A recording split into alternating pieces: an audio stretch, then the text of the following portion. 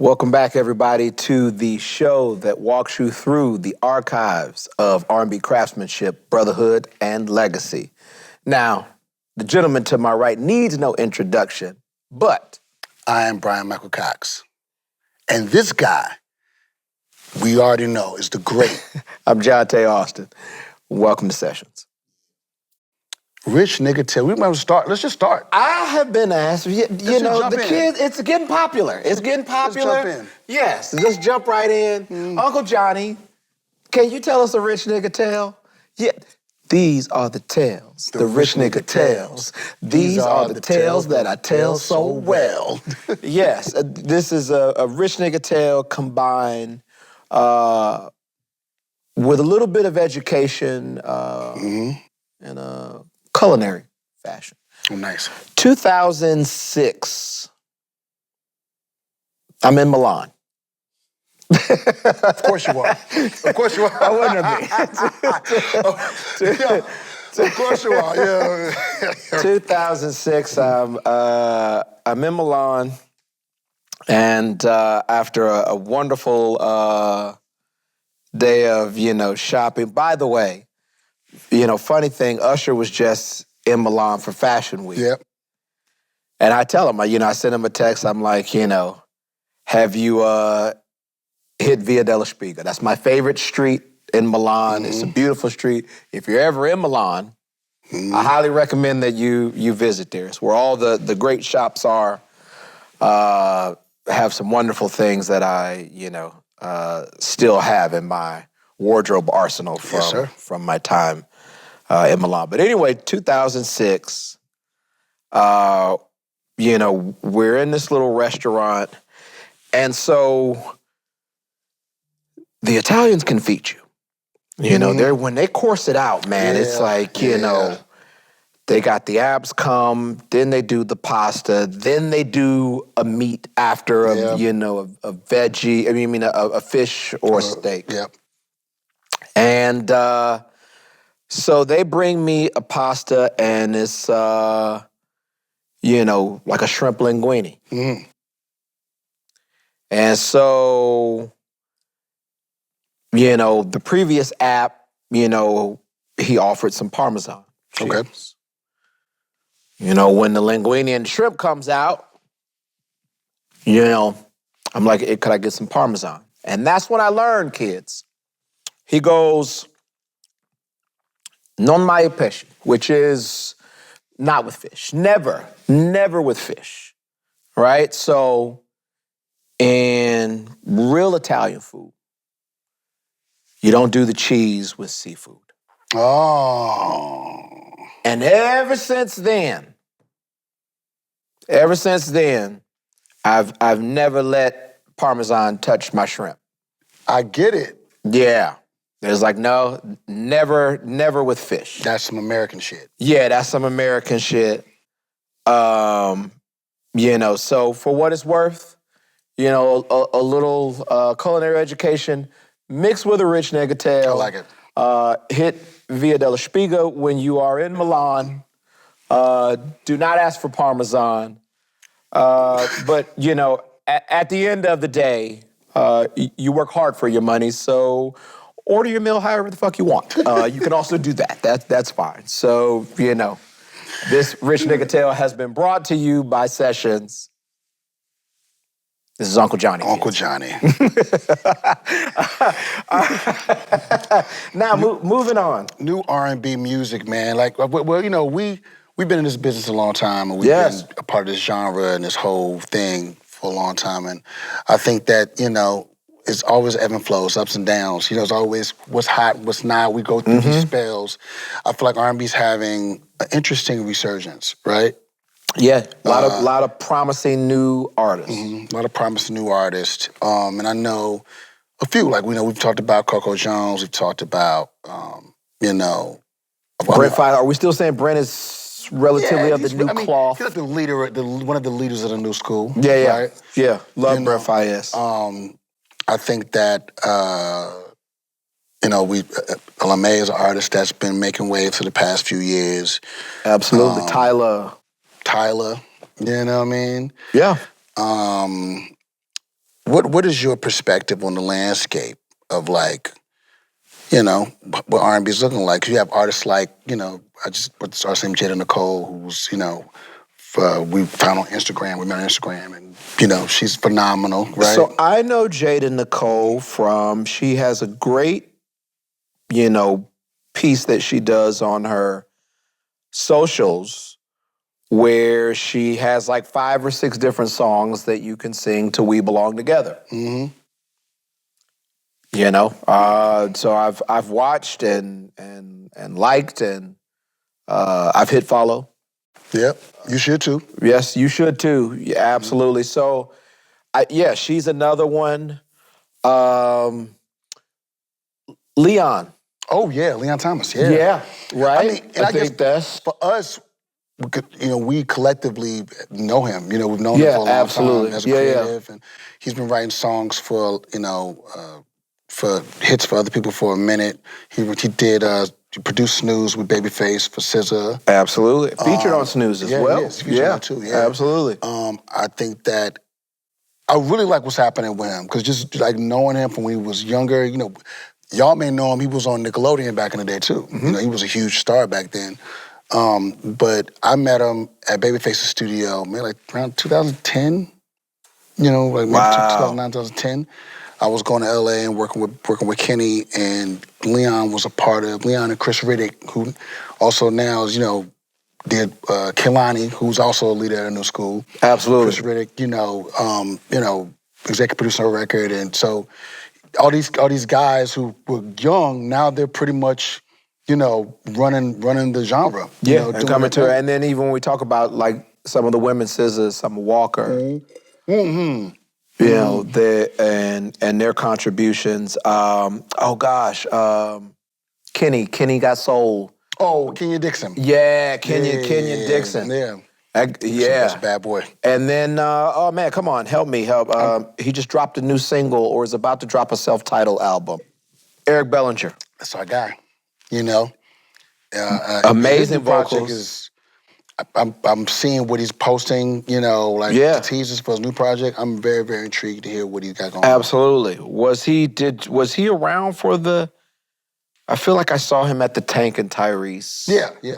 Verses and but yeah, so I mean there are a lot of amazing like and they're touching and checking all the boxes. Checking the boxes, yeah. They're great singers, they're songwriters, you know, producers, and you know, and overall artists. Yeah, I think that. I mean, I have an artist named Jack Freeman who's from Houston, who's a singer. Shout out to Jack, absolutely, amazing. Yeah. You know, we put out a project called Nina last year that's been really getting a lot of press and a lot of like love.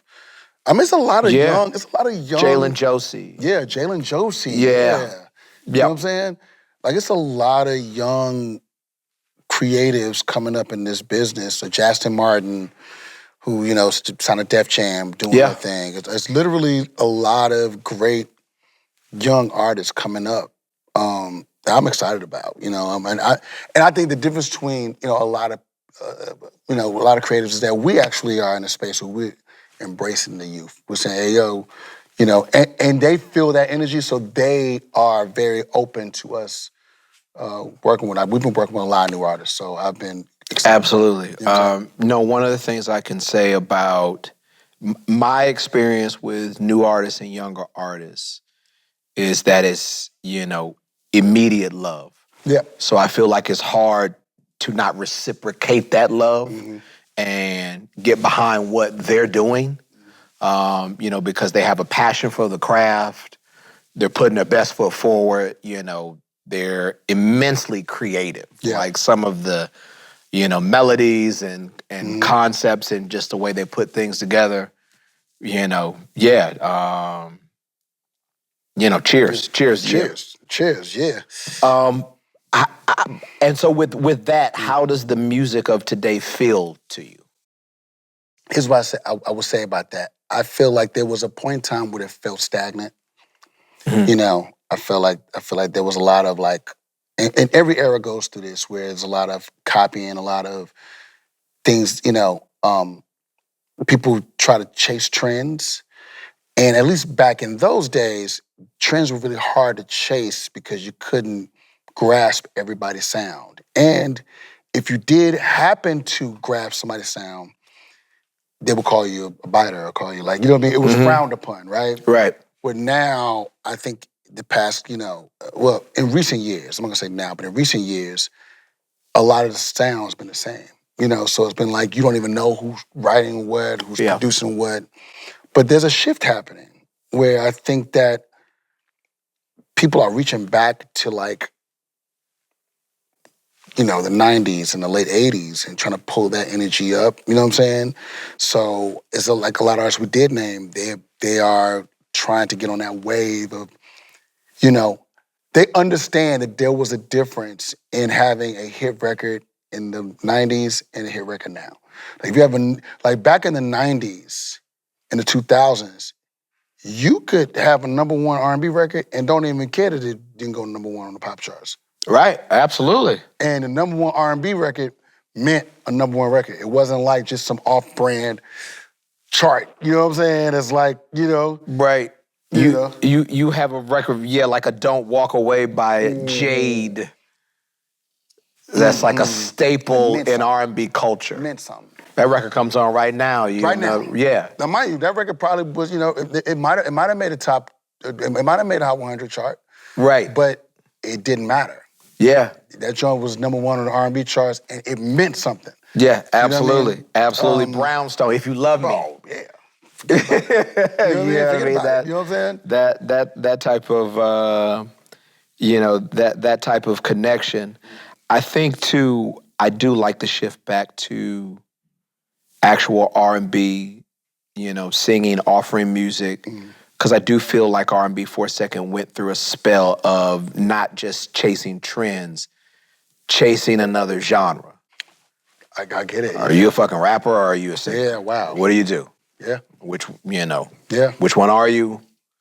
And this crop of artists today, they're singing. Yeah. They're going for it. They're going for it, you know what I mean? Fucking SZA singing her ass off. Eric Bellinger. Yeah, they're going for it. Leon, these, this is real melody. Yeah. Real vocals, stacking. It's good. I feel good about it. Yeah, I feel good about it too. You know what I'm saying? We were talking about them reaching back and pulling from the 80s and pulling from the 90s. I think that it's important to talk about the foundation of that music, right? I think it's important to talk about just what if, granted, we're old enough to know what it felt like on a radio perspective. Maybe we're not old enough to understand what was going on outside, you know what I mean? Right, in the 80s. yeah. But house parties were a thing in our time. So we're old enough to remember peeking out of your room during a house party and hearing, Between the Sheets. Yeah, man. Or, hearing, Sexual Healing. Yeah, any of them songs. The Commodores, Juicy Fruit, right. Man, Umtume, the great. Yeah.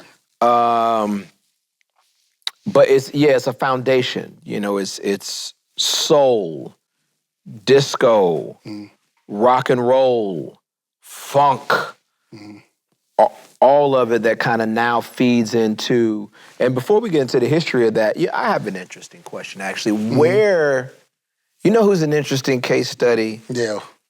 Bruno Mars. Yes, he is. Because he's too young to be, I think, or he came out in a time where he's not necessarily a contemporary of Usher and Breezy. Because he came out after. He came after. Like these guys were established, right? And came out more so on the pop side, the B.O.B. record, but then, now his, incorporation. I was gonna say migration, but I'll say his incorporation of all of these pieces of music because he's so musically vast. He's good at it all. And he's good at it, like, so it's, you know what I'm saying? it's funk. Yeah, New Jack Swing. New Jack Swing. Then he touched the 70s with Anderson .Paak.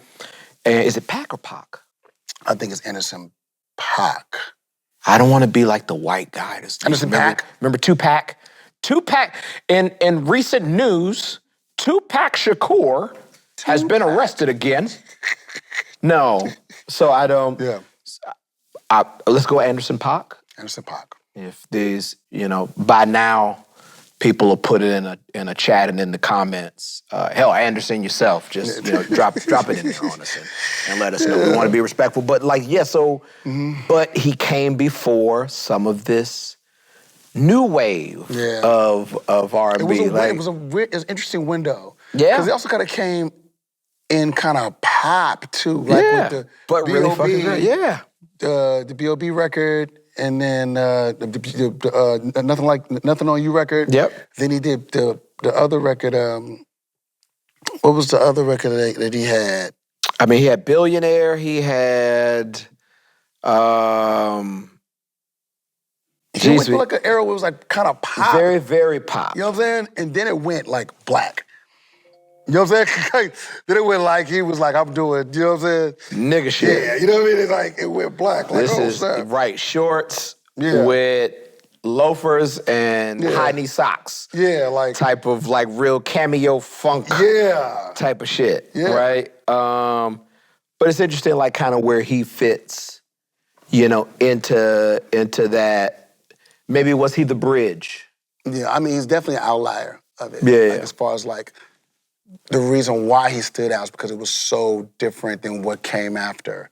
Yeah. Right? You know what I'm saying?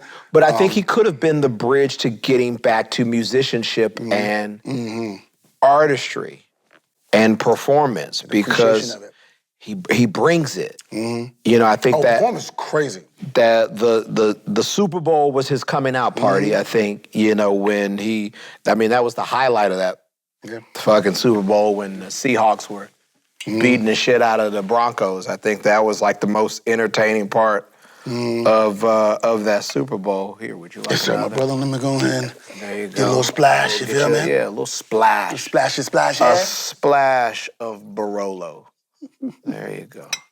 There it is. Yeah, man. This is Splash Brothers. The Splash Brothers, my brother. Yes, sir. I like it.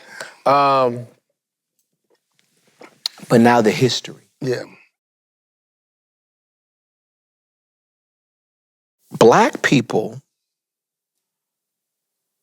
black creatives and musicians are the originators of damn near every genre. I mean, we're going to go back to rock and roll. Now, kids, I'm going to give a disclaimer. But to talk about the history, we have to talk about this person. Gotcha. Right?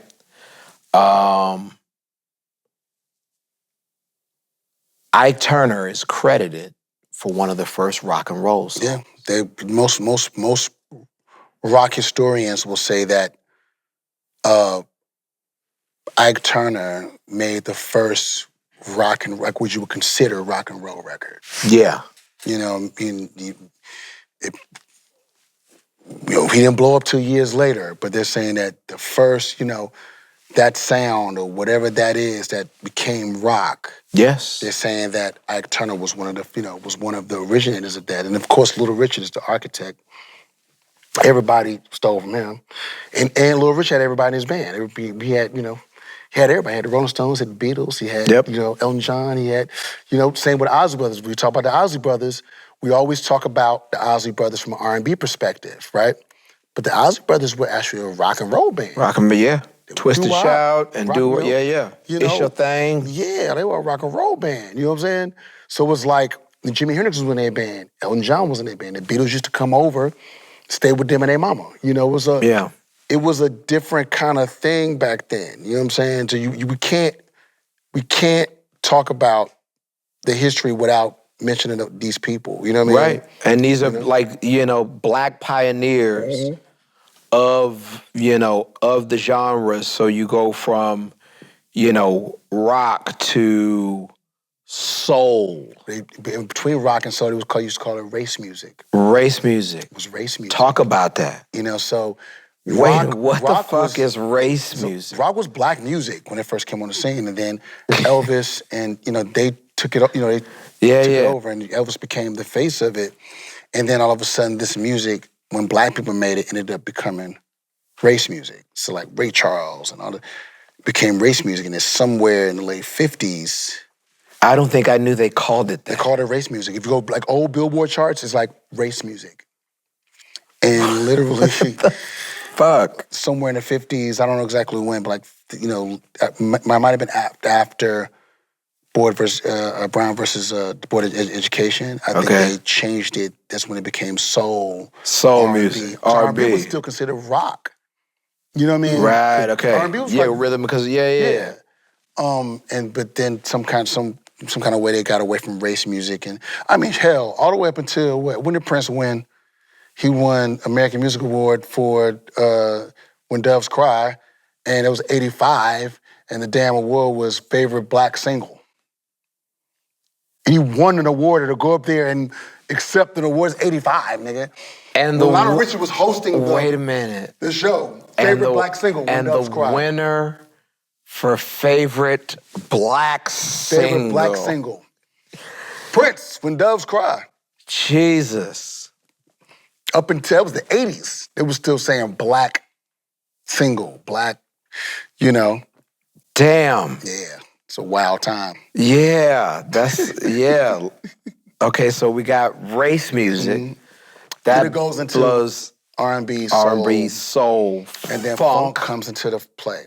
Yeah. So James Brown is considered, ground zero for funk. Yes. Because every funk artist would credit James Brown. As they should. You know what I'm saying? They're like, we got everything we got on the one. That's funk on the one. Boom. Then everything after that. Boom, boom, boom, boom, boom, boom, boom, boom, boom.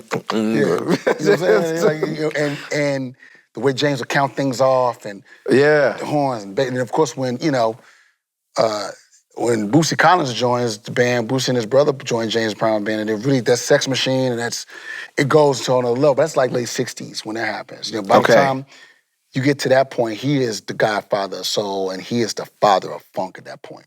So, absolutely. Anything that comes after that, whether it's the Slide Family Stone, anything that comes after that, James Brown is literally the epicenter of it. You know what I mean? Yeah. And to be fair, we give, obviously we have to give James Brown his props, and I feel like people do give him his props, but I still Augusta's feel like... own. Augusta, Georgia. I still feel like he's still not... Like, James Brown should be talked about like Elvis, like Michael, you know what I mean? Yeah. Like, we wouldn't have majority of the things that we have in culture, I mean, hip-hop included, without James Brown. I think it said everything. I mean, and we can always say more, but I think it did say everything when you have Michael show up for a tribute at BET Awards, at the BET Awards, and put the cape on him, on JB. That an acknowledgement that he birthed. Yeah. All of this, Michael right? was in tears too, started crying. This is my this is the reason why I do it. Right. You know what I'm saying? Like, that was a moment. You're right. Yeah. I agree. So funk, and then where were we with disco? Well, funk is in my opinion, is the heart and soul of the 70s. Like, that's what starts the, you think about all of the artists that came through the construct of funk. I remember I had a conversation with Herbie Hancock, and Herbie was like, funk was when black people started making money. Like, funk was a real genre. So Herbie goes from, because we skipped over a really, really important genre, just jazz. And bebop. And bebop. And then the migration. Yeah. We skipped over a very, very important part of our history. I tell you what, we're not going to skip over. Yeah. This nigga just casually saying I was having a conversation with Herbie Hancock. I tell you, we're not going to skip over that. I caught that. Proceed. So you and Herbie. Yeah, we were talking, and Herbie was telling us that, funk was when black folks started really making money. So we were at Herbie's house, right? Herbie has a crib in Bel Air. And Herbie is like... Of course he does. Herbie's like, I moved to this house in 1974. He'd been living in that house since 74. And he was like, what got me this house was funk. Like, jazz didn't get me this house. Funk got me. I started playing funk. So you got Herbie Hancock, Headhunters, and records like Moonchild. Like, when he starts making his records in the 70s, he was still making like his trio albums and jazz albums. Like, Herbie was putting like 3-4 albums a year. Absolutely. And then doing things like, guest jamming on Stevie Wonder's ass. Exactly. And doing the musical random break. Quincy Jones records and random, Yeah. You know what I mean? Like Herbie, taking album cover photos on the beach with the roads, like with the roads. It's plugged into nothing. It's plugged Where's into the plug-in, Mr. Hancock? But he was saying that funk is what, like, really when black people started, black artists started making money. Like funk and that. And when you talk to people like my man Terrence Martin, whose dad was a legend, he talks about Los Angeles in that time in the 70s and 80s, how a lot of the black artists, they were doing well. A lot of black musicians were doing well because it was such a booming industry. Funk and fusion and these artists, these musicians were needed. The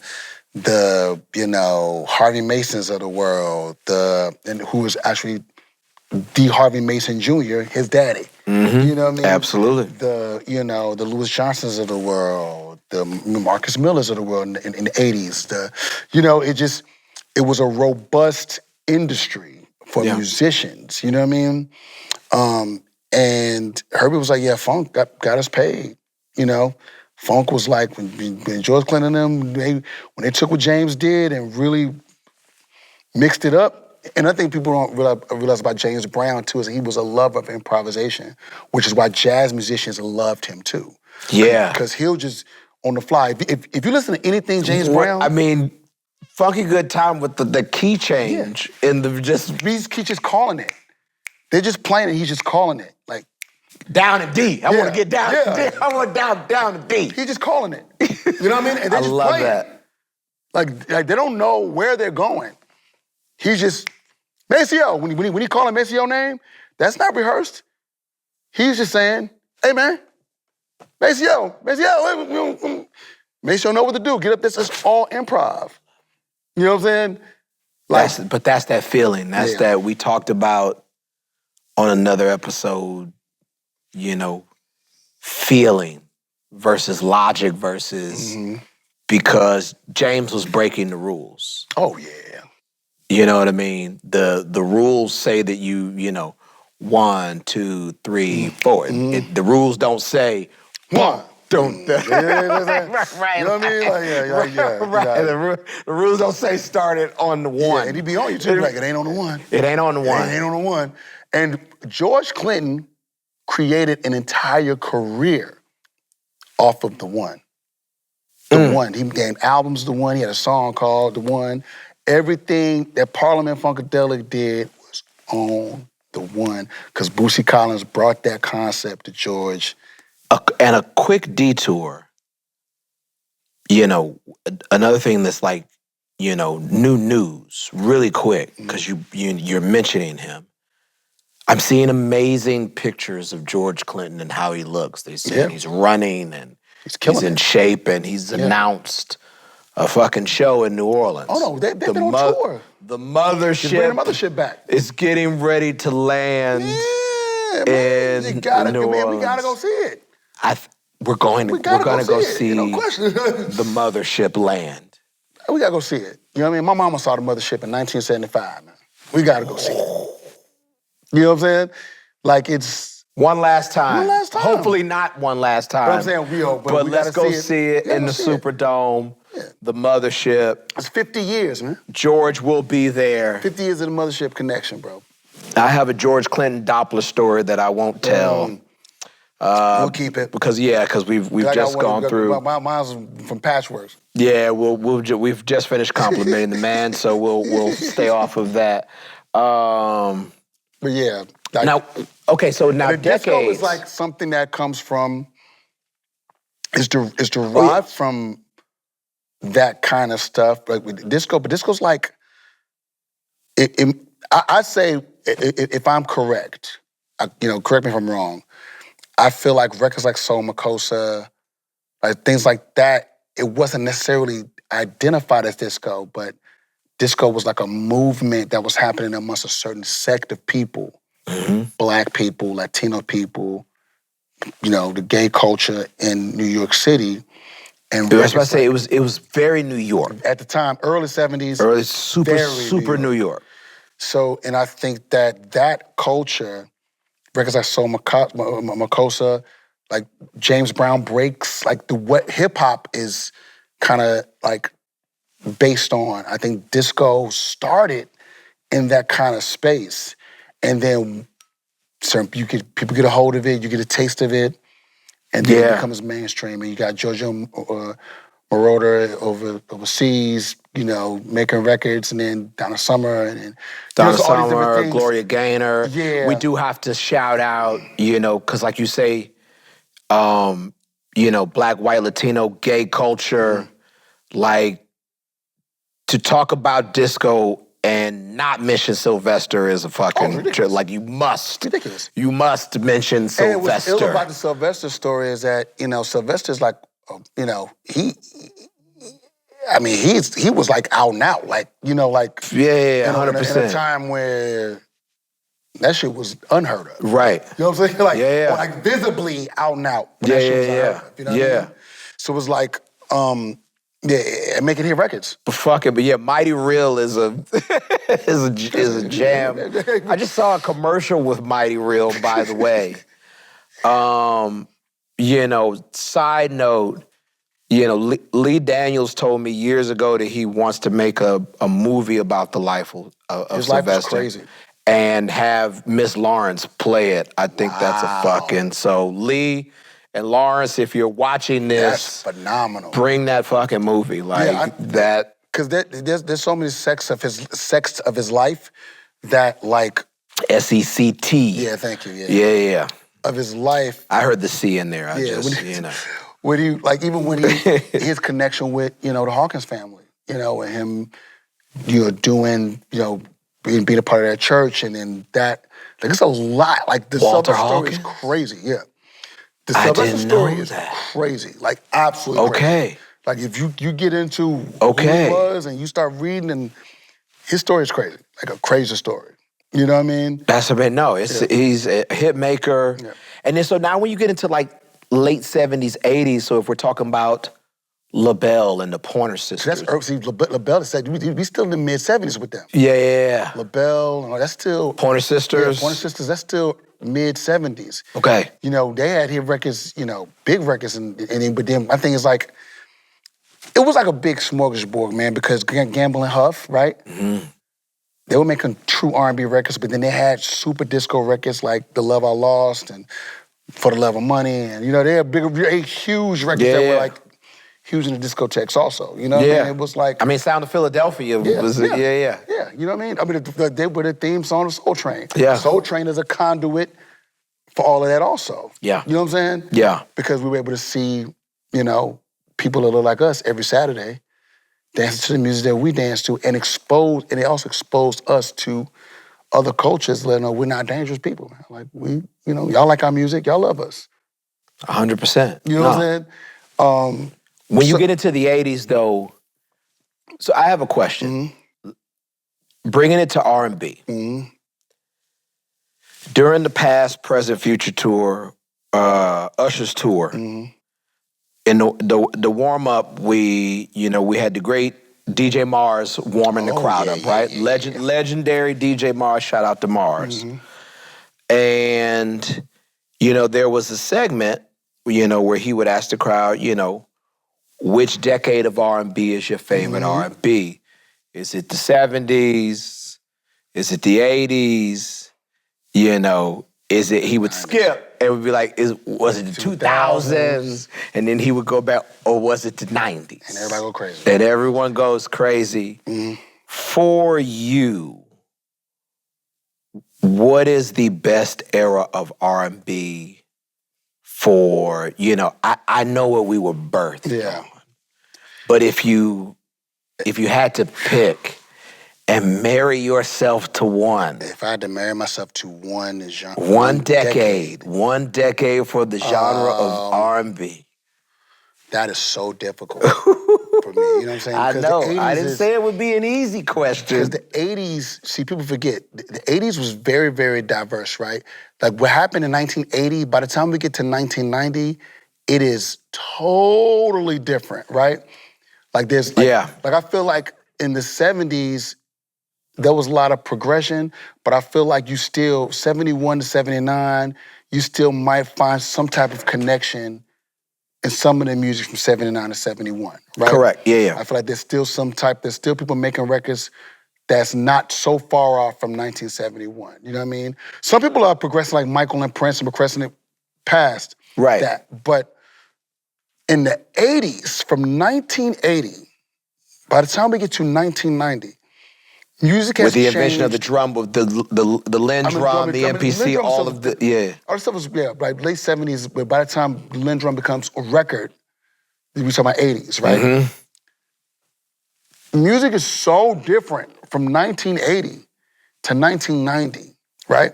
So when you say the 90s, a lot of times people might say, yo, the 90s, right? And B may play a record that came out in 88.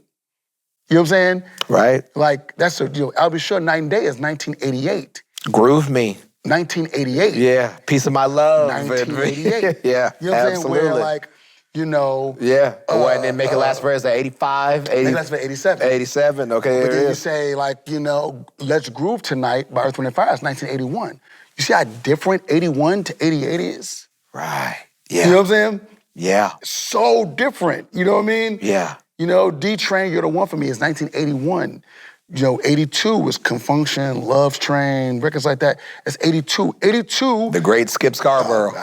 You already know my dog. The great Skip Scarborough. 82 to 88, you get to 88, we're talking about, Guy, I'll Be Sure, Today, Keith Sweat, New Editions, Any Heartbreak. Even New Edition, Candy Girl came out in 83. Candy Girl 83, by the time you get to Bobby Brown in 88, New Heartbreak in 88, you know what I'm saying? BBD's 1990. So 83 to 1990, look how different that is. Totally different. So I'm saying like to say that it's a difficult ask, but if I had to marry myself to an era, it would be the 90s. And it's because I feel like the 90s is a culmination of everything we thought we knew in the 70s and 80s. You know what I'm saying? It's the first time we could clear samples properly. So you're getting to, Ice Cube, It Was a Good Day, is 92. So you're getting the proper Owsley Brothers. Footsteps in the Dark, which is 76. Yeah. You know what I mean? Yeah. So you getting, in 94, you're getting Biggie's Juicy, which is 83, Juicy Fruit, and you're getting Big Papa, which is 83. Yeah. Between the Sheets and even in R&B, was it to Color Me Bass, that Betty Wright. Betty Wright. You're getting, but then you're also getting, Boyz II Men. You're getting Jodeci, you're getting En Vogue, you're getting TLC, you're getting Jade, Brownstone, Usher, Kevin Campbell, Monica, Brandy. Like all this stuff is happening in the 90s. Jeez. You're getting 112 and Jagged Edge in the 90s. You know what I'm saying? You're getting, all the Tony Braxton. You're getting Mariah Carey came out in 1990. You're getting, the 90s is like, to me, peak civilization. To me. Because it's tech, as we know, we're getting emails, our first emails in the 90s. Absolutely. You're getting direct TV in the 90s. You're getting, it is literally the gateway. The 90s is the gateway to where we are now. Yeah. And we lived it. at a good age. As a teenager, you're getting smaller cell phones. You're getting all of these things. No, but you're still getting 24-hour MTV and 24-hour BET. Absolutely. Well, it's a 24-hour news cycle, period. You get CNN 24 hours. I think it's Aaliyah. We also, like, 1990s? you know. So many artists in the 90s, bro. Absolutely. Intro, Silk. There's so many artists. Rest in peace to the great Kenny Green. Rest in peace. Oh, my Not to mention Tony Tony Tone, Mint Condition. Like, we're still only the black artists. We haven't gotten to Alanis Morissette, and we haven't gotten to... Was Lisa Stansfield the 80s, or was it... 1990. 1990. You know, we haven't gotten to that side of it yet. I wonder, did she ever find her baby? I don't know. I know she had been around the world. You got Tupac and Biggie. You got Wu-Tang Clan. You got Nas, Jay-Z. You got... Mary J. Blige. You got... Yeah, the SWV. 90s is just stacked. And a lot of these artists are still relevant today. That's why I say the Escape. 90s...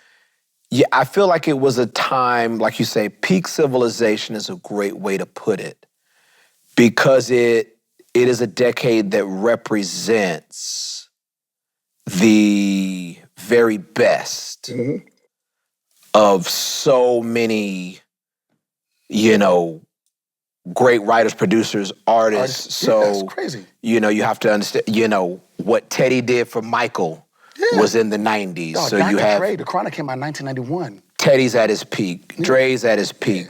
You know, Jermaine is giving you the first female rapper to go platinum. He gave us Chris Cross in 91. He gave us Chris Cross. You have Dallas with Boyz II Men. You have Babyface, who puts up a monster with Boyz II Men. You have then puts up Records another one, LaFace Records in general. You have Outkast. It is... This is the 90s, man. Right. And then Babyface puts up For the Cool in You is, you know, peak Babyface. 1991. 93. Yeah, you know what I mean? You have it going. SWV, Brian Alexander Morgan. You know what In Vogue. In Vogue. I'm saying it's crazy. You know, I feel like In Vogue came out in the 80s though, right? 1990. 1990, damn. 1990. So that was a pivotal... Born to Sing came out in 1990. That was a pivotal year. Because I'm saying, like, that, the 90s feels like, you know, because, I mean, here's the deal. Like, and then you had New Jack City, you had Boys in the Hood, you had Men's Society, you had Juice, and you had just, it was culture all the way fucking through. You want to go hip-hop, the Houston culture started coming out, UGK, you got Ghetto Boys, you got Scarface, you got, all this stuff is happening. And let's keep it a buck, right? In the 1990s, the competition was so thick. And for us to cut through in the 90s is fucking crazy. Get Gone came out in 1999. Mona Lisa came out, what, 97? 95. 95. Sweet Lady was 98. 98. Yeah. You know what I mean? Like, He Can't Love You came out in 99. Like, jeez. You know what I'm saying? Like, turn of the century type, yeah. So that's what I'm saying. Like, turn of the literal fucking century. Literally. So I feel like, to me, the 90s is like that.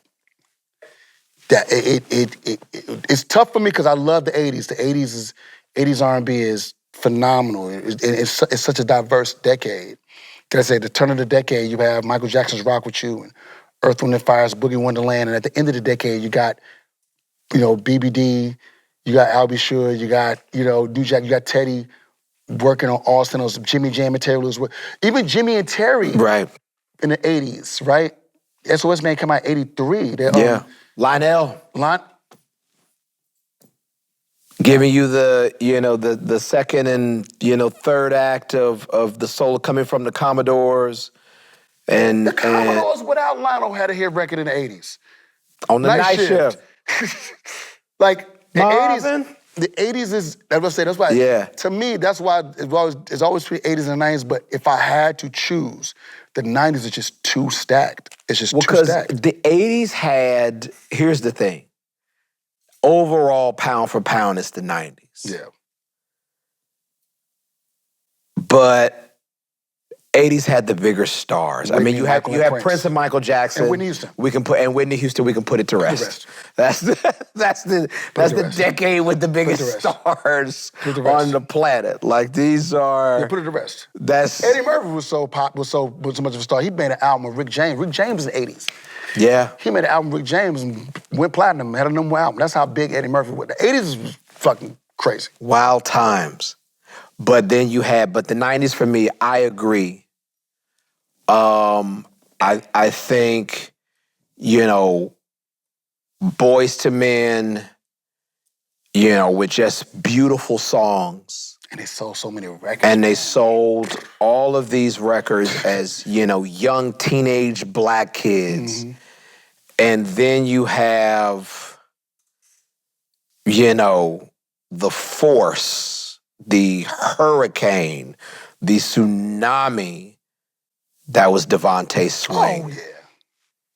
And Jodeci. I said this the other day. I saw a clip of Devontae going over My Heart Belongs to You. On the BET DocuGroove. Yes. Jodeci's DocuGroove, yeah. And I am on record as saying, I will say it now. It's in the conversation for sure, and I am hard-pressed. You can give me your opinion. Everyone else weigh in, please. My Heart Belongs to You is the greatest album opener. Oh, yeah. No doubt. Ever. Sounds like you're going to, it's like you're at a concert. When you put that... It sounds like you're at a concert. This is Devontae, baby. Like, what the fuck? No, it sounded like a concert.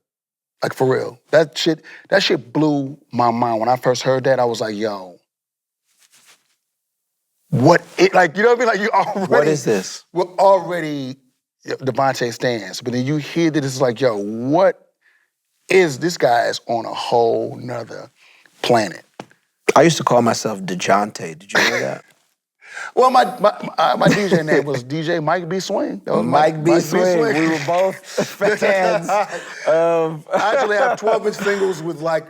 DJ Mike B. Swing. Yeah, DJ Mike B. Swing. And DeJounte. We might need to do that as a alias group. Alias DeJounte and Mike B. Swing. DeJounte and Mike B. Swing. Crazy.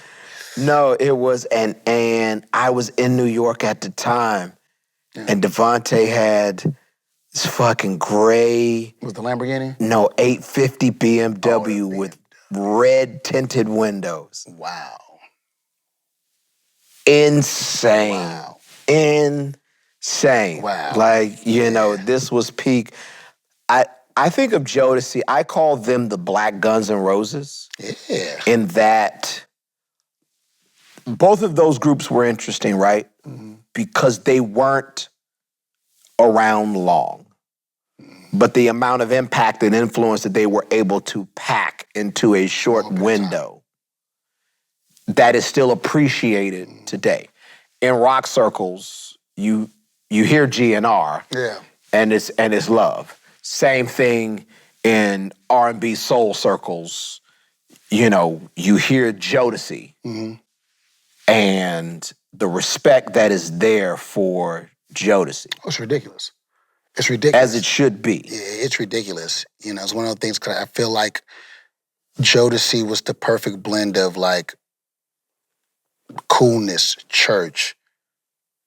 They had the bad boy image, right? But the songs were, the contrast with the bad boy image and a song like Fiendin', or a song like Love You for Life, or a record like Cry for You. Right. Like, the juxtaposition of it, I think, is what made it be like choir-like stacks on the backgrounds where it was very, these are all church chorus church all day. But it's like 4 niggas in the desert with leather on. And a piano. I thought that was the fly shit. The piano in the middle of the desert. It's the greatest in the world. Ridiculous. You know what I'm saying? But it's like, and it's Baby, I'm Begging. But they look like they beat your ass. Right.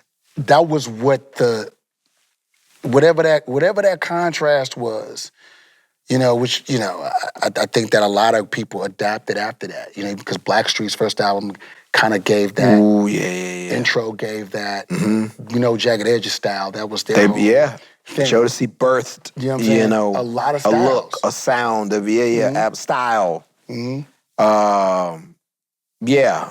And like you say, and the songs were vulnerable to see. It's the contrast. For lack of a better way, we'll call it, I was gonna say street, we'll say urban. Look. Yeah.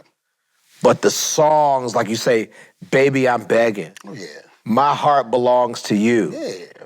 Yeah. That's, and that would be my tip to my advice to the young creatives, which we are now seeing more of, is getting back to that vulnerability. Yes. Vulnerability is in. We went through a phase where you had, bitch, who need you, kind of a mentality of R&B music. That's not what she wants to hear. Yeah. But you hear it enough, right? And then it becomes the Rushmore. Right? I'd like to say something really quick. He can vouch for it. Long before Rushmore became a thing, Harley and I, my dear departed friend, we were doing Rushmores before Rushmore became a thing in popular culture. Obviously, Rushmore is a thing because if not, it's on the fucking mountain. But Rushmore of 80s versus the, Rushmore 90s. Your Rushmore of 90s. Oh, man. And let me say this real quick too. We love I think the 80s and the 90s. I will say for me, mine is, as far as decades, 90s, 70s, 80s. Okay. That is, only because my favorite artist of all time, Stevie, that is the 70s is the decade where he gave us the greatest album run of all time, regardless of genre. 1976. Right. Regardless of genre, regardless of artist, everything is the greatest. I mean, it was so monumental, they call it the genius period. Right. It's the greatest 5-album run that was ever. 5 albums in 4 years. So there's that. But let's go 80s, 90s. Top, Rushmore of the 80s. Start with Rushmore of the 80s. So the 80s, it was crazy because I think the 80s and 90s may have a little bit of overlap. So it's like, in the 80s, you gotta say Michael, you gotta say Prince, you gotta say Whitney, right? I might say, you gotta say Stevie. Ooh. 84, Woman in Red, 84. Well, 80, Hotter Than July. 80, Hotter Than July. 82, Musicarium, Do I Do, That Girl. Ribbon in the Sky. Ribbon in the Sky. Yep. 84, Woman in Red. 85, In Square Circle. In Square Circle. 87, Characters. Characters. You know what I'm saying? You will know, double tied to know. So, it is tough, right? And then, our guy, Lionel. Lionel was piping hot in the 80s. You know what I'm saying? Can't Slow Down saved Motown Records. So 20 million. The reason why people don't talk about this record because it's the same year that Michael Jackson sold 80 million records. Right. But Can't Slow Down sold 20 million records in 1983. That's big. You know what I'm saying? That's big. He was literally on par with Michael and Prince. Yeah. Dance on the Ceiling sold another 8 million. Like, he was a huge star. You know what I mean? Damn. So 5, to me, off rip, those are my 5 for the 80s. For the 90s. Okay.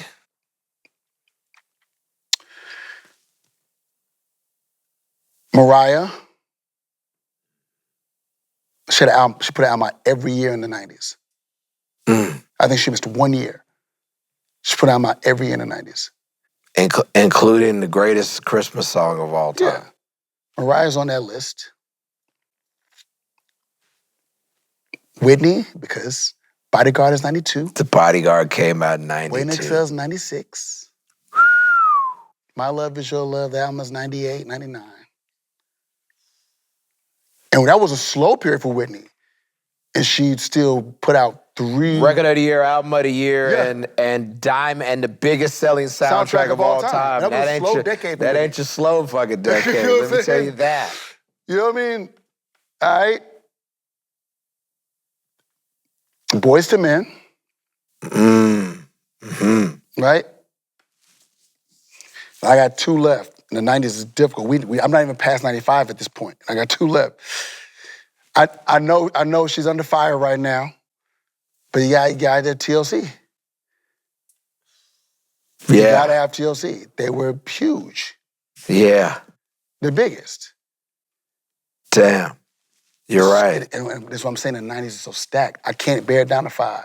My 5's gonna change like every couple days. I know it. It's one of those things like, if you ask me tomorrow, it'll be different. It'll be different. But I would say at the 5th place, if I had to put somebody at number 5, she sold 8 million the first album, and sold like 13 million the second album. And then came right at the turn of the century, sold like another 4 million. It was Toni Braxton. Yeah. It's totally, she's a huge, now mind you, tomorrow you ask me, it's probably gonna be a different, Mariah Carey's gonna stay on the list, no matter what. Mariah put out an album every year in the 90s that sold. A couple of them joints sold 10 million, twice, you know what I mean? Yeah. Daydream sold 10 million, you know what I mean? And Music Box, I think, sold like 10 million. She had a couple records in that decade to sell 10 million. So for me, I'm gonna do a Rushmore. I'm gonna stop at 4. Okay. 80s. I mean, Michael and Prince it's a given. It goes without saying. You can't. Anyone who tries to name me your list of the 80s and Michael and Prince are not the first artists out of your mouth, you're immediately disqualified. I don't want to hear anything else you have to say about it. You have no knowledge of the music at all. Period. It's Michael is Prince. Yeah. I'm fine if you want to say it's Prince and it's Michael. I mean, there are some, they on there. But right, but they there. They on there. They are there. Michael, Prince, Whitney Houston, and Lionel. Yeah. Those are going to be my 4. That's fair. For the 90s, Mariah Carey, Jodeci. Okay.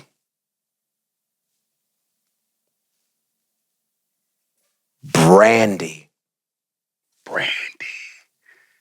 1995. And 1990, Never Say Never was 1998. 95 and 1999. Or 98. Yeah. Yeah. Wow, 95 and 98. And I mean, because people, Never Say Never is game changer, right? Game-changing album. But that first album was phenomenal. Kenneth Crouch. You know what I mean? Wow, yeah. That first album was phenomenal. Never Say Never is a game changer though. Like it was nothing that sounded like it. It was, you know what I mean? We didn't mention Rodney earlier as a creative. Rodney Jerkins. Peak Rodney. Oh yeah. This is you know. I mean, for me, I feel like that's Never Say Never is a culmination of all the knowledge, all the things that Rodney had been building up at that point in my mind. I feel like some of Rodney's best work to me in that era is like the Gina Thompson, the things you do. Joe's I Don't Want to Be a Player. Yeah. Crazy. You Absolutely. I mean? Mary J. Blige. He Can't Love You. Or I Can Love You. I Can Love You Better. I Can Love You Better. Yeah, and, you know, like that album, like he showed out. Yeah, So to get Brandy, it was almost like, oh yeah, I'm getting ready to take everything that I know and dump it into this. And then so Mariah, Jodeci, Brandy. That's great. And then my 4th, we're talking music, right? We're talking music, baby. We're talking just music. How can we're talking just how can we forget? We're talking just music. Yeah, man. So the disclaimer that the following name, I don't, Yeah, we're just talking music. We're just talking music. If you ask me if he's where he's supposed to be currently, my answer is yes. But musically, it's R. Kelly. Yeah. It's Kells. Yeah. Yeah. Those would be my 4 of the, and I'm speaking from the aspect of in real time. Yeah. In real time, we were living and witnessing What and was that influence in real time? what what that was. Oh, no. R. Kelly was, it was unbelievable to witness as a creative. Like, to witness his, like, his growth. What, because Born in 92? Yeah. So by the time we get to TP2.com, Yeah. like, the amount of growth that happened with him in that space creatively, you know what I mean? The Double R album, which is, Yeah. the I Blue think, album, like, he has some shit. yeah, and I think, just speaking from a musical standpoint, you and I were having this conversation, off camera a couple of weeks ago, or maybe it was last week, just, because I won't even use the term, it's unfortunate. His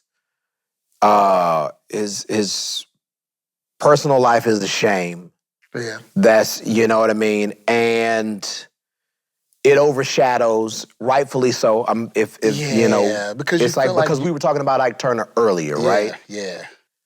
Brilliant creative, but obviously I have no problem if the majority of the people choose not to remember him for his talent.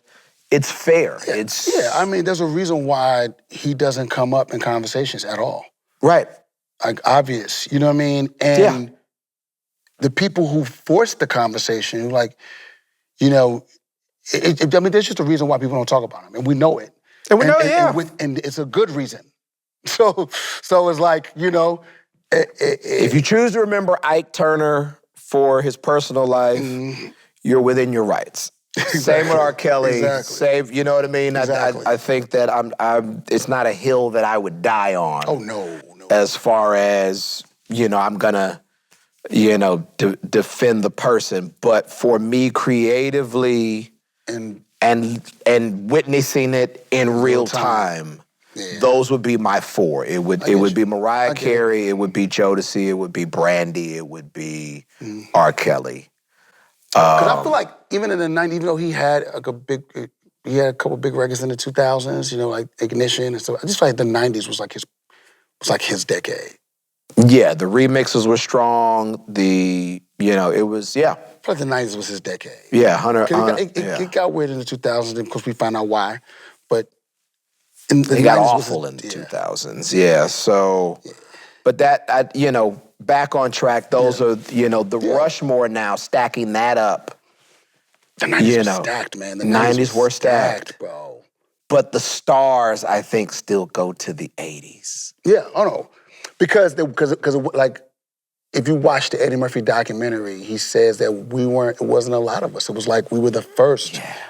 Yeah. Michael Jordan, we had never seen, I mean, Dr. J was Dr. J, but the way that we went crazy over Michael Jordan, like our generation and like maybe our older cousins, you know what I mean? The way that we went crazy over Jordan. I remember being in 5th grade and those threes. Yeah. And seeing like kids with the threes and wanting to get, you know what I mean? Like, I never experienced anything like that. I don't think that our parents had ever seen any kind of media like that over like shoes. Yeah, you know what I mean? From a person, and so the 80s had the bigger stars also because, as you say, they carry over into, the 90s. Michael, big star, Michael Jackson gave us Dangerous in the 90s. Yeah. Prince gave us Diamonds and Pearls in the 90s. Whitney Houston, Bodyguard in the 90s. You know what I mean? So we still got.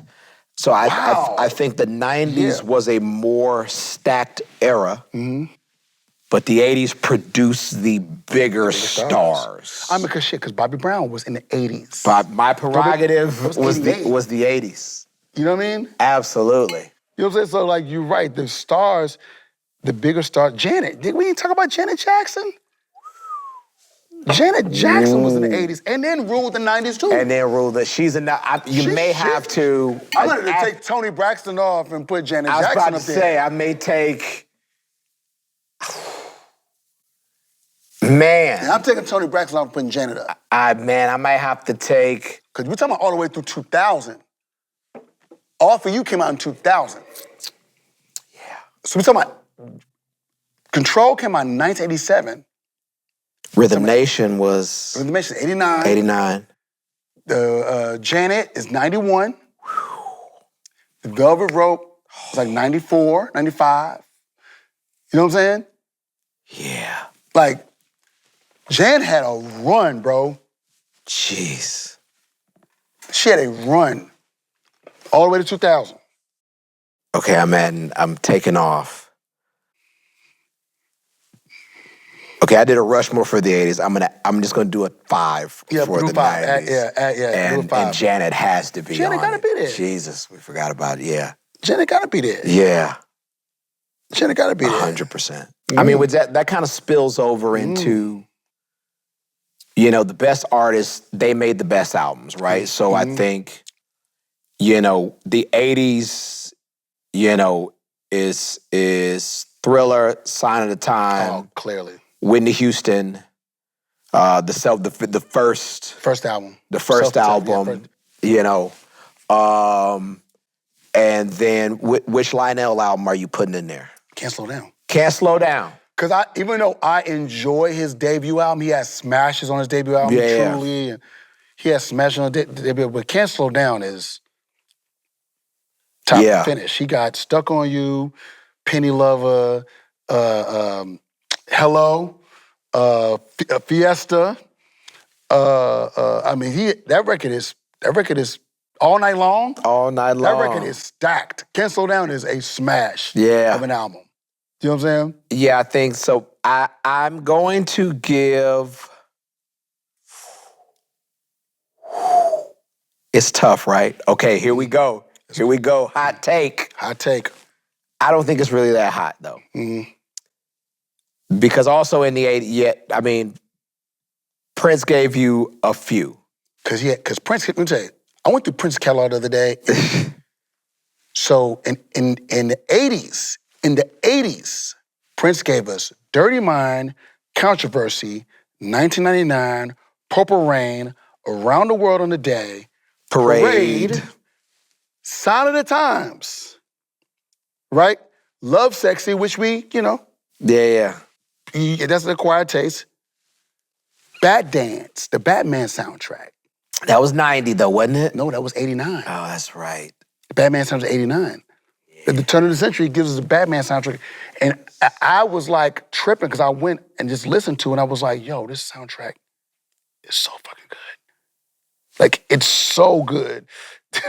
Trust was my jam off of that.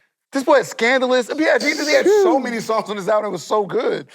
I'm going to say Sign of the Times for album of the 80s. This is magnum opus. Sign of the Times. This is the best album. Edging out Thriller because I believe that the best song on Thriller is Lady in My Life, which is a phenomenal song and one of the best of all times.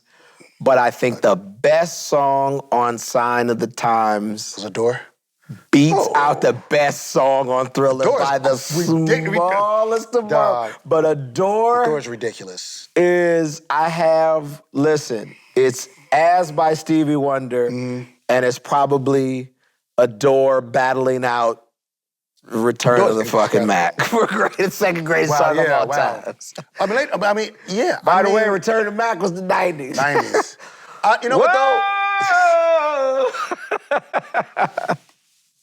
That's for you, Mark Lamont Hill. I know. My boy Mark Morrison, man. Mark Morrison, yes. Now, it's interesting because I guess for a lot of, Late in My Life, for me, is the best song on Thriller. Yes. Right? But, I mean, Human Nature is you know what I'm saying? But you're right. I mean, if I had to pick a song out of those songs, I'm going with Adore all day. Adore is the most perfect song. Perfect. Like, oh my God. Character, written, the monologue, this music, everything about that song is beautiful. He was not messing around. Yeah. You know what I'm saying? So now for the 90s, I think Never Say Never is in the conversation. Gotta be. From top to bottom. I think Janet is in the conversation. Yeah, that was a big one. Yeah, I think Secrets by Toni Braxton is in the conversation. It's going to be interesting because I have Jodeci on my greatest artists, but they didn't make a complete album. Always one side. It was always one side that was far better than the other. Ridiculous, like the most ridiculous side of a tape you would get, but the other side would be like, what you guys doing? Probably should have let Dalvin produce the up-tempos earlier in there. I don't know if he was ready on the first two albums. Yeah, because by the time we got to the third album, but Get On Up, yeah. By the time he started doing up-tempos, it was freaking remix, and by the time we got to the third album, it was fire. I wonder if we should have, if they should have gotten Dalvin in the mix on the production for the up-tempos. And I understand what they were trying to do with Uptown. Like, they couldn't let it just be all slow jams. I get it. But in hindsight, they could have just let, especially Diary Madman, that sound, you know what I mean? Sonically, just let him go. It was something that was so different. He could have did a whole album of that shit. Yeah. You know what I'm saying? Yeah, they should have done that. The outlier on the first album is The Times We Share. That was a decent up-tempo. Yeah. The Times We Share, it was a great song, though. Yeah. That's what it was. I feel like Al B. Sure was still around. It was a great song, yeah. But best albums, Janet, Never Say Never. Fuck, is it The Bodyguard? The Bodyguard is crazy. Or Waiting to Excel. Crazy. Or Waiting to Excel. Waiting to Excel is better than The Bodyguard in its totality. Bodyguard had bigger records, but Waiting to Excel, soundtrack from top to finish is, I mean. And then for a fourth, for fucking, Secrets. We said Secrets. Toni Braxton. Mm-hmm. Secrets. The 90s. Crazy, Sexy, Cool, though. Smash of an album. I mean, shout out to Chili Trump. Cooley High Harmony. What'd I say? Cooley High Harmony, yes, absolutely. Cooley High Harmony. But now when you get to, one last question about because you said the sampling. Yeah. Got really figured out in the 90s. They figured out in the 90s. I feel like it wasn't, there were samples in the 80s. But they hadn't figured out the legalities of it. So it was a lot of like, it was the Wild Wild West. So a lot of the people who were getting sampled weren't getting paid, so they was pissed. Mm-hmm. So we put this negative kind of thing on it, you know what I mean? And by the time we get to the 90s, Biz Markie actually had a case that was monumental in actually getting samples, getting that litigation, getting that legality situated. So he got sued. Was this Just a Friend? It was before that. Okay. Just a Friend is on the album called All Samples Cleared. Okay, got it, okay. So it was before that, and he got caught up in some sample, foolishness, and they voted against him. He had the person who he sampled won, and Warner Brothers had to pay all this money, and then so they had to come up with this thing like, how do we fix this sampling issue? Biz Marquis's case is the case study for how they fixed it. It was like, we have to get with the artist first. The label owns the master, so the label kind of overrides at sometimes. So like, what was happening? Artists would say no. Like, I don't want you to sample. Back in the 80s, they were like, all right. You know what I mean? Yeah. The only person you had to clear it. It was a clearance process. The only person that was like yes to everything was George Clinton. Because even James Brown, who was the most sampled person in hip hop in the 80s, they never cleared it. He never said yay or nay. You know what I mean? Because there was no control over it. But once that Biz Markie case happened, They put the whole thing down. R.I.P. them up, my guy Bismarck. Yeah, absolutely. They figured it out, and that's how clearing samples came into the play, and that's how those sample clearing houses, all this stuff started coming about around like 90, 91. And that's when now, when I say in the 90s, which is why I feel like it was just robust because there was an actual platform where people weren't scared to sample and get sued. It's like, now we could just take whatever, pay the artist, pay the label, pay the writer, we'll go about our business. You know what I'm saying? So that's how you get all these records in the 90s, especially when it comes to R&B, because nobody was really, Teddy was doing it, right? Where he was taking samples and but he was doing original stuff and kind of doing hits. Right. You know what I mean? Like in the 80s, yeah. it wasn't like he was taking whole loops. Like Groove Me has a bunch of James Brown stuff in it, but it's not like he took a whole James Brown loop. He didn't play a loop, yeah. He created the chord progression and would find whatever hits and loops that would fit in the chord progression. Well, I mean, he told us himself, like, it got to the point, like, there's one of his hits is like he doesn't even need to clear it anymore. Like, it's, you know, well, you know, one of the James Brown's hits, which is great. I'm gonna take Can't Slow Down off my 80s. What you gonna put on it? Because it was R&B to me, even though it was a white boy. Ooh. When George Michael dropped Faith. Faith. Fuck Jesus Christ. me. Yeah. Yeah, George Michael Faith. No, you're absolutely correct. He fucked the game. He changed the game so crazy that they were mad at him because he, once again, American Music Awards won for Best Black Album or something like that. Best Black Album, George Michael. Over Bobby Brown.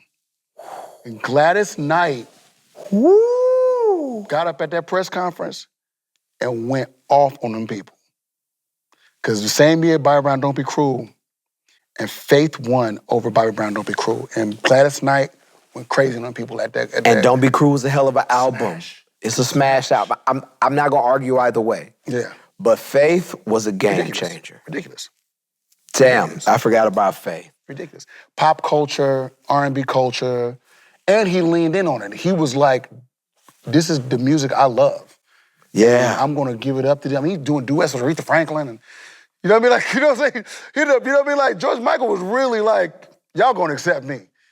R.I.P. to the great fucking George Michael. Jeez, yeah. Incredible. Final thoughts. We've covered the gamut. Covered the gamut, bro.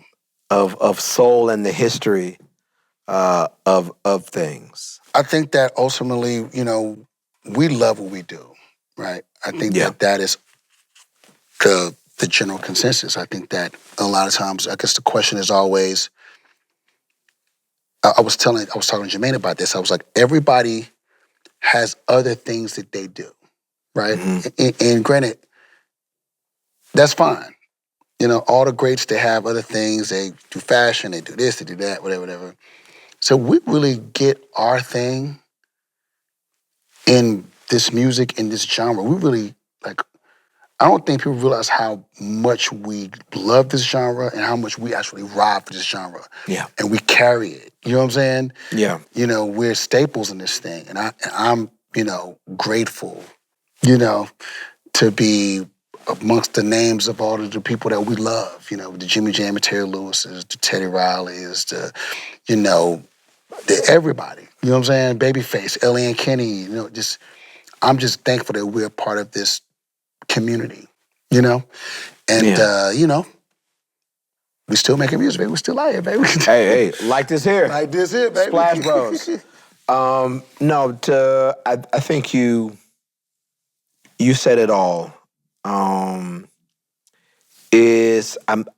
thankful to have, you know, what I consider to be a gift and to be able to participate in, you know, a field, you know, that I first fell in love with. Yep. And to now, participate in that, I think when we talk about different, genres, artists, songs, all of those things, at the heart of it is we're viewing it through the lens of creativity. Yep. We're viewing it through the lens of, R&B, which is not to say that, we are ambivalent or we ignore the things that go on outside of R&B, and those are things that some of those things you can't ignore. You have to be sensitive to. But I think the music overall is the, kind of the centering for us. You know what I mean? The North Star, if you will. Is the music good? And there's been so much good music. Yeah. Over the decades. And I think to, circle back to where we started at the top of this, is that I am excited and I'm always humbled to see this thing of R&B continuing to have new life, new representatives, new ambassadors, and standard bearers to take it, to the next generation. Yes. But to go back and see where it's come from, where it is now.